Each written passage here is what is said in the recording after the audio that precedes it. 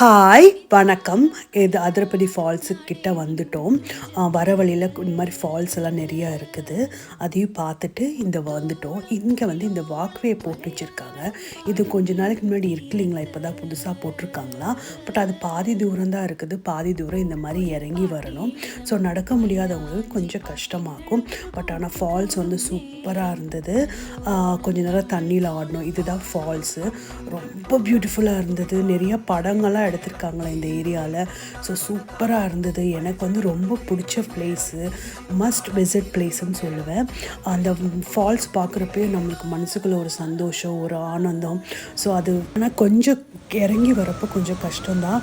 அது இறங்கி வந்துட்டிங்கன்னா சூப்பராக என்ஜாய் பண்ணுவீங்க. ஸோ அங்கே நின்று கொஞ்சம் ஃபோட்டோ அடித்து, அது அவ்வளோ ஆழத்தில் இருக்குது.